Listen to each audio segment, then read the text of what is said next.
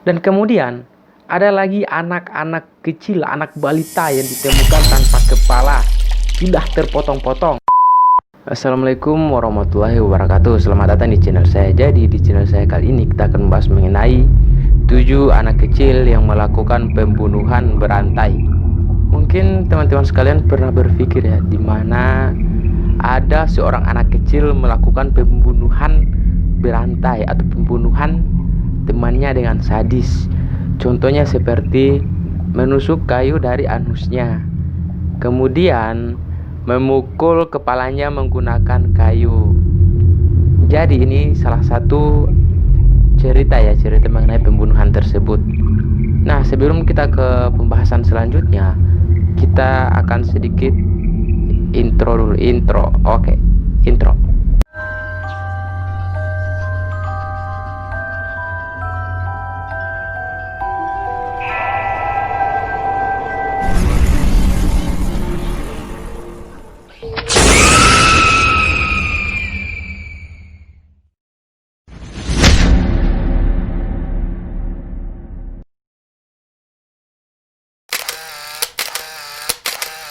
Yang pertama adalah Eric Smith. Katanya, Eric Smith adalah terlahir dari keluarga yang bahagia, di mana ia adalah seorang yang lucu dan menyenangkan. Akan tetapi, dengan perkembangan umurnya, dia perlahan mulai berubah, sifatnya mulai berubah.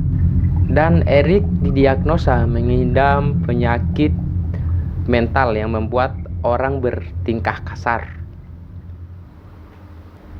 Dan Eric di sekolahnya lebih terkenal sebagai bullying. Dan pada saat umurnya menginjak 10 tahun, ia sempat disekap oleh pihak yang berwajib karena hampir membunuh teman sebangkunya dengan pensil. Setelah beberapa bulan kemudian, dia bebas karena atas jaminan dari orang tuanya. Namun, malahan ini adalah langkah awal hilangnya bocah berumur 4 tahun bernama Derek Robel. Akhirnya Derek ditemukan sudah tidak bernyawa di tengah hutan, di mana ia ditemukan dengan bekas luka di kepala, memar di leher, kemudian kayu yang menusuk anusnya. Dan seminggu setelah ditemukan jasad anak tersebut, Eric mengaku kepada orang tuanya bahwa dia telah menyiksa anak yang berusia 4 tahun dan dibawanya ke dalam hutan.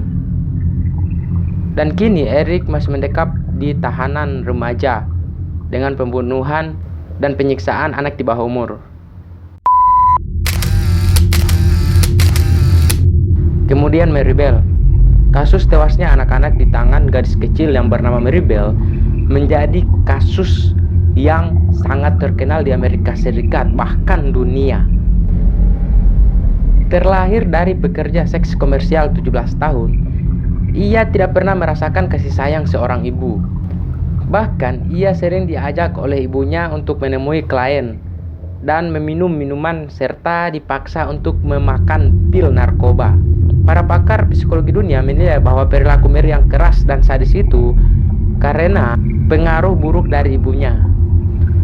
Sebelum menginjak umur 11 tahun, Mary telah membunuh 2 anak, yaitu yang berumur 4 tahun dan yang berumur 3 tahun.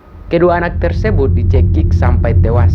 Mary bahkan memutilasi anak yang berumur 3 tahun tersebut atau korban keduanya dan menuliskan huruf M di perutnya. Sempat menghuni rumah tahanan dan Mary dibebaskan pada tahun 1980. Entah mengapa banyak yang tidak mengetahuinya. Mengapa Mary cepat dibebaskan. Beberapa rumor mengatakan bahwa ibu Mary mengenal seorang otoriter kelas kakap sehingga dia bebas dan mendapatkan perlindungan anak di bawah umur. 3. Jesse Pomeroy. Pembunuh berantai berikutnya telah merenggut 20 nyawa. Saat masih berusia 9 tahun, Jesse sering mengundang teman-temannya pergi ke dalam hutan serta menyiksa teman-temannya di dalam sana hingga tewas.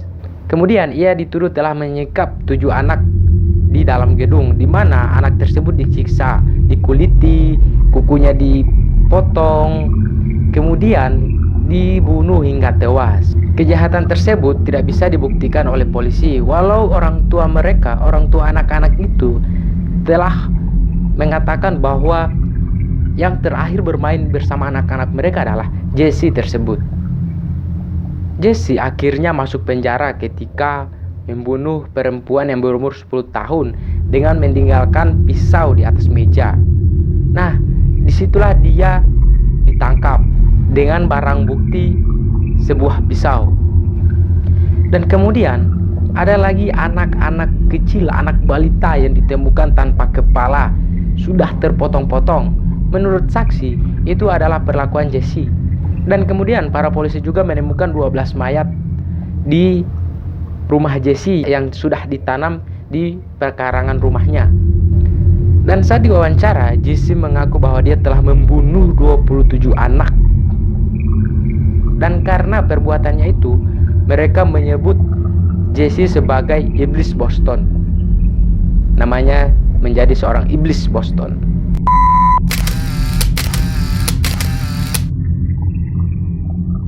Nah, yang berikut, pembunuhan anonim Bekasi.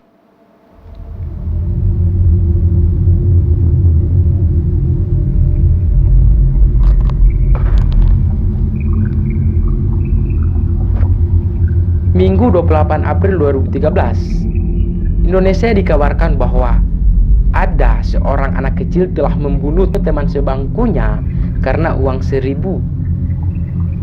Jadi Indonesia digegerkan dengan kejadian tersebut. Anak berumur 7 tahun dengan berinisial YI telah menenggelamkan temannya yang bernama Afif Kurniawan di Danau Sumarekon, Bekasi. Peristiwa bermula dari laporan anak hilang yang dilontarkan orang tuanya pada tanggal 24 April. 1 hari sebelum jasad Nur Afif Kurniawan tersebut ditemukan oleh warga pengapung di danau tersebut. Bersama sekelompok polisi, jasad tersebut diantar ke rumahnya. Awalnya masyarakat tidak mencurigai hasil pembunuhan tersebut, tapi hasil visum yang membuktikan sebaliknya. Nur Hafiz mengalami kekerasan sebelum tenggelam. Ia memiliki memar luka atau bekas luka di leher dan mulutnya. Setelah diselidiki oleh polisi bahwa yang membunuh Nur Hafiz adalah temannya yang berinisial YI dengan sadisnya. Dan keterangan yang diberikan oleh YI, di mana ia kesal ketika uang 1.000 tidak dibayarkan yang sering ditagih oleh YI tersebut. Karena uang 1.000 dia kesal dan membunuh Nur Harfiah Kurniawan. Sadis, sangat sadis bro. Anak kecil membunuh. Kalau saya takut membunuh orang. Karena ketika kita bercerita mengenai nyawa, maka saya rasa agak ngeri ya. Karena ini masalah nyawa.